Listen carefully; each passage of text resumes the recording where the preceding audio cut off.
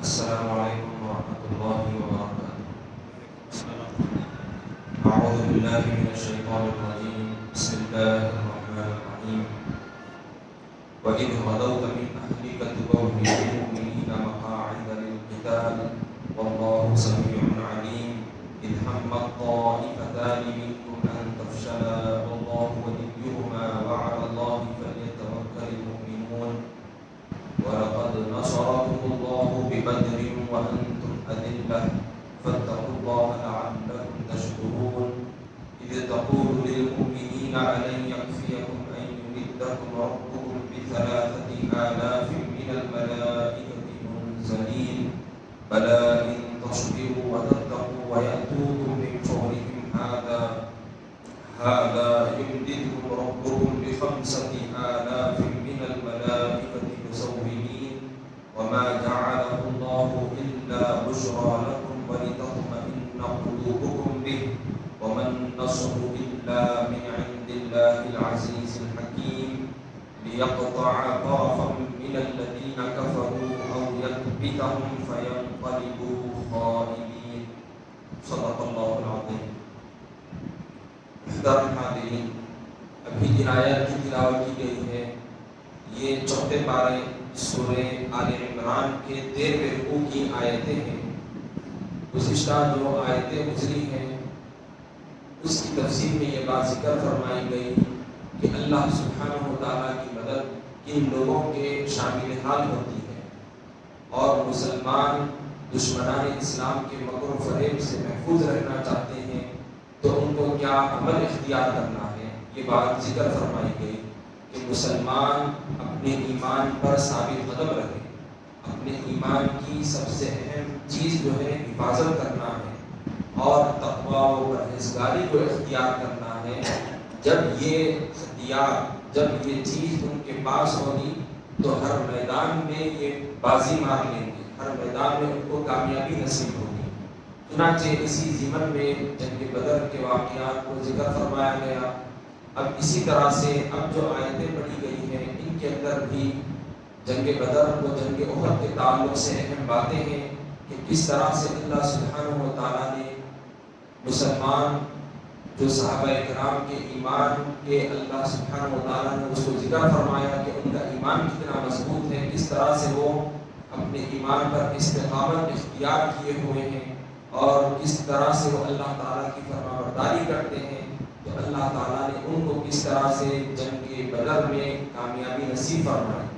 اب اسی طرح سے جنگ احد کے بارے میں بھی اللہ تعالیٰ ارشاد فرما رہے ہیں جو ان آیتوں میں اس کا ذکر ہم کو ملتا ہے کہ وَإِذْ غَدَوْتَ مِنْ أَهْلِكَ تُبَوِّئُ الْمُؤْمِنِينَ مَقَاعِدَ لِلْقِتَالِ وَاللَّهُ سَمِيعٌ عَلِيمٌ إِذْ هَمَّتْ طَائِفَتَانِ مِنْكُمْ أَنْ تَفْشَلَا وَاللَّهُ وَلِيُّهُمَا وَعَلَى اللَّهِ فَلْيَتَوَكَّلِ الْمُؤْمِنُونَ۔ یعنی اے پیغمبر صلی اللہ علیہ وسلم وہ وقت یاد کیجئے کہ جب آپ صبح سویرے اپنے گھر سے نکل کر مسلمانوں کو لڑائی کے لیے مورچوں پر بٹھا رہے تھے، اور اللہ سب کچھ سننے والا اور جاننے والا ہے۔ اس وقت تم لوگوں میں سے دو جماعتوں نے ارادہ کیا تھا کہ ہمت ہار دے مگر سنبھل گئے، اور اللہ ان کا مددگار ہے اور مسلمانوں کو تو اللہ ہی پر بھروسہ رکھنا چاہیے۔ تو ان آیتوں کے اندر بتلایا گیا کہ یہ آیتیں جنگ احد کے بارے میں نازل ہوئی۔ جنگ احد ہجرت کے 30ویں سال واقع ہوئی۔ سب سے پہلی جو جنگ واقع ہوئی تھی جنگ بدر۔ جنگ بدر میں مسلمانوں کو کامیابی نصیب ہوئی جس کا ذکر مزید اور آگے کی آیتوں میں اللہ تعالیٰ بیان فرمائیں گے۔ جنگ بدر میں کفار کے 70 لوگ مارے گئے، 70 لوگ گرفتار کر لیے گئے، اور مسلمانوں کو اس طرح سے بڑی شاندار کامیابی نصیب ہوئی تھی۔ اب یہ کفار و مشرکین کو بڑا غصہ تھا کہ ہمارے لوگ مارے گئے جن کے اندر بڑے بڑے سردار بھی تھے، اور 70 لوگوں کو گرفتار کر لیا گیا، تو لہذا وہ بدلہ لینے کے لیے کافی ساری تیاریاں کر چکے، اور 1 سال بعد اچھی خاصی تیاری کے ساتھ قریب 3000 کا لشکر لے کر مسلمانوں کا نام و نشان مٹانے کے لیے وہ لوگ نکل پڑے تھے۔ اب ادھر حضور صلی اللہ علیہ وسلم کو جب اطلاع ملی کہ یہ لوگ مدینے پر حملہ کرنے کے لیے مسلمانوں سے لڑنے کے لیے آ رہے ہیں، تو حضور نے مشورہ کیا. حضور صلی اللہ علیہ وسلم نے صحابہ سے مشورہ فرمایا. تو جو بڑے بزرگ صحابہ تھے انہوں نے یہ رائے دی کہ ہم کو شہر کے اندر ہی مدینے میں رہ کر ہی ہم کو لڑنا چاہیے، ان سے مقابلہ کرنا چاہیے. جن کے اندر منافقین کا سردار عبداللہ بن ابی بھی تھا، جو اس کی یہ رائے تھی. اور نوجوان جو صحابہ تھے ان کا یہ مشورہ تھا، ان کی یہ رائے تھی کہ ہم اندر رہ کر کیوں لڑیں، ہم کو چاہیے کہ ہم باہر نکل کر لڑیں اور اچھی طرح سے ان کا مقابلہ کریں. تو اب حضور صلی اللہ علیہ وسلم نے نوجوان صحابہ کی رائے کو پسند فرمایا، اور اس طرح سے حضور صلی اللہ علیہ وسلم گھر میں گئے اور حضور صلی اللہ علیہ وسلم نے زرہ پہن لی. اور جب باہر نکل آئے تو یہ نوجوان صحابہ بڑے بے چین تھے کہ ہم نے بزرگ صحابہ کی بات نہیں مانی، اور اس طرح سے ہم اپنی الگ رائے قائم فرمائے. اب حضور کی بارگاہ میں عرض کرنے لگے کہ یا رسول اللہ صلی اللہ علیہ وسلم، ہم بھی یہ چاہتے ہیں کہ جو بزرگ صحابہ ہیں انہی کی رائے پر عمل کیا جائے. اب حضور صلی اللہ علیہ وسلم نے فرمایا کہ اللہ کا نبی اب ہتھیار لے کر نکل چکا ہے اور جنگ کی تیاری کر چکا ہے، تو اب پیچھے نہیں ہٹیں گے، بلکہ جو پہلی بات طے پائی تھی لہذا اسی پر عمل کیا جائے. تو اس طرح سے حضور صلی اللہ علیہ وسلم صحابہ کرام کو لے کر احد پہاڑ کی جانب حضور نے رخ فرمایا. اب صحابہ کرام کی جو تعداد تھی، مسلمانوں کی جو تعداد تھی 1000 کی تعداد تھی قریب قریب، جن کے اندر 300 منافقین بھی تھے. اب یہ منافقین کا جو سردار تھا عبداللہ بن ابی، جیسا کہ حضور صلی اللہ علیہ وسلم نے احد کی جانب رخ فرمایا اور مدینے سے باہر نکل کر لڑنے کا، جنگ کرنے کا حضور نے ارادہ فرمایا، تو عبداللہ بن ابی نے کہا کہ ہماری بات کو ایکسپٹ نہیں کیا گیا، ہماری بات کو نہیں مانا گیا. لہذا وہ بیچ راستے سے عبداللہ بن ابی اپنے حواریوں، اپنے منافقین ساتھیوں کو لے کر وہ وہاں سے واپس آ گئے، جن کی قریب 300 تعداد تھی. تو اس طرح سے اب مسلمانوں کے پاس 700 کا لشکر تھا. ان کے اندر بھی یہ معاملہ ہوا کہ قبیلے بنو حارثہ اور بنو سلمہ، یہ دو بڑے قبیلے تھے.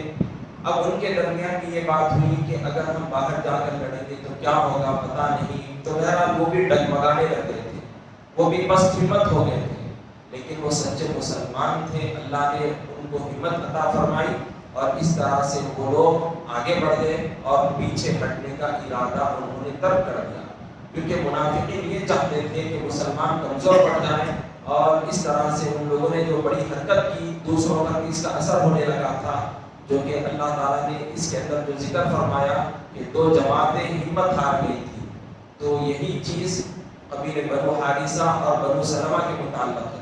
لیکن اللہ نے جب ان کو ہمت عطا فرمائی تو وہ ثابت قدم رہ گئے اور اس طرح سے وہ جنگ میں شریک ہوئے. اور پھر حضور صلی اللہ علیہ وسلم نے جنگی حکمت عملی کو اختیار فرمایا اور سب کو جو ذمہ داریاں تھیں جنگ کے مطابق حضور نے سونپ دی. اور جو ایک پہاڑ تھا جس کو جبل رماح کہا جاتا ہے، تو وہاں پر حضور صلی اللہ علیہ وسلم نے ایک دستے کو، چند صحابہ کو وہاں پر تعینات فرما دیا. تیر اندازوں کو وہاں پر حضور نے متعین فرما دیا اور کہا کہ کسی بھی صورت حال میں آپ حضرات یہاں سے نہیں ہٹنا. اور مسلمان جو دیگر صحابہ تھے، حضور نے ہر کسی کو ذمہ داری لی تھی، تو وہ صحابہ میدان کے اندر آگے بڑھتے ہوئے لڑنے کے لیے نکل پڑے.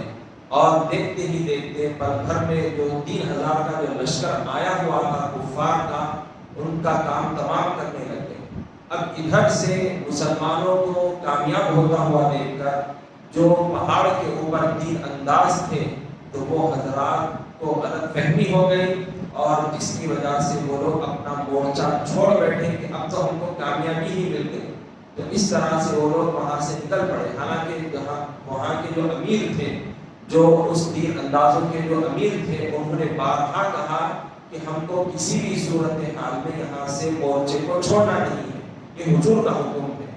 اور چند صحابہ بس وہاں پر ان کے ساتھ تھے. وہاں باقی جو ان سے اجتہادی غلطی ہوئی جو وہاں سے ہٹ گئے. تو اس کے بعد جو کفار میں سے جو اس وقت خالد بن ولید تھے جو اسلام نہیں لائے تھے، تو انہوں نے موقع دیکھا اور پیچھے سے ہلہ بول دیا، اور اس طرح سے وہاں پر جو موجود تھے انہوں نے ڈٹ کر مقابلہ کیا، ان تیر اندازوں میں جو بھی بچ گئے تھے، اور بالآخر وہ لوگ شہید ہو گئے۔ اور پھر پیچھے سے حملہ کرنے کی وجہ سے اب مسلمان جو درمیان میں آ گئے تھے تو ان کے اوپر بھی تلواریں چلنے لگیں، اور اس طرح سے کافی سارے صحابہ کرام جنگ احد میں شہید ہو گئے۔ تو الغرض اللہ سبحانہ و تعالیٰ نے مسلمانوں کی جو اس طرح سے جو ان کو بڑا نقصان پہنچا، تو اس سے بڑی عبرت اور ان کو سبق ملا کہ اگر ہم اللہ کے نبی کی بات نہیں مانیں گے تو اس طرح سے ہم کو نقصان اٹھانا پڑے گا۔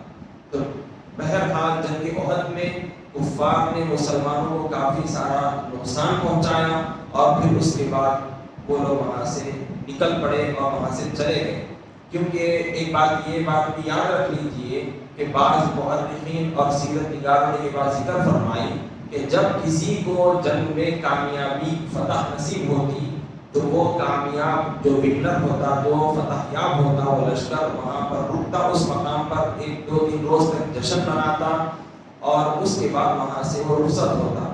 لیکن جنگ احد میں ایسا کوئی واقعہ پیش نہیں آیا کہ کفار وہیں پر رکے ہوں اور وہ لوگ وہاں پر جو ہے کچھ خوشیاں منائے ہوں، ایسا کوئی واقعہ ذکر نہیں کیا گیا، بلکہ وہ لوگ وہاں سے مسلمانوں کو نقصان پہنچا کر وہاں سے نکل پڑے۔ اور پھر حضور صلی اللہ علیہ وسلم نے بھی چند صحابہ کو ان کے تعاقب میں پیچھے ان کے روانہ فرمایا۔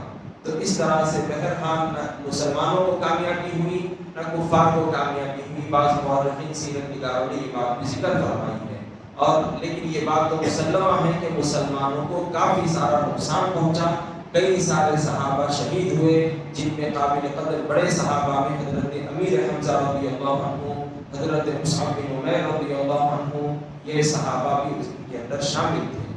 تو بہرحال ہم کو جو تعلیم دی جا رہی ہے ان واقعات کے ذریعے سے وہ یہ ہے کہ ہم اپنے ایمان پر ہمیشہ ثابت قدم رہیں، اللہ اور اس کے رسول کی بات کو مانتے رہیں، تو پھر ہم کو ہر میدان میں کامیابی ملے گی۔ اب مزید آگے اللہ تعالیٰ فرما رہے ہیں جو جنگ بدر کے متعلق ہے کہ وَلَقَدْ نَصَرَكُمُ اللَّهُ بِبَدْرٍ وَأَنْتُمْ أَذِلَّةٌ فَاتَّقُوا اللَّهَ لَعَلَّكُمْ تَشْكُرُونَ إِذْ تَقُولُ لِلْمُؤْمِنِينَ أَلَنْ يَكْفِيَكُمْ أَنْ يُمِدَّكُمْ رَبُّكُمْ بِثَلَاثَةِ آلَافٍ مِّنَ الْمَلَائِكَةِ مُنزَلِينَ بَلَىٰ إِن تَصْبِرُوا وَتَتَّقُوا وَيَأْتُوكُم مِّن فَوْرِهِمْ هَٰذَا يُمْدِدْكُمْ رَبُّكُمْ بِخَمْسَةِ آلَافٍ مِّنَ الْمَلَائِكَةِ مُسَوِّمِينَ، یعنی اور دیکھو بدر کی لڑائی میں اللہ نے تمہاری مدد کی تھی حالانکہ تم کمزور تھے، تو اللہ سے ڈرو اور اس کے احسانوں کو یاد کرو تاکہ شکر گزار بنو۔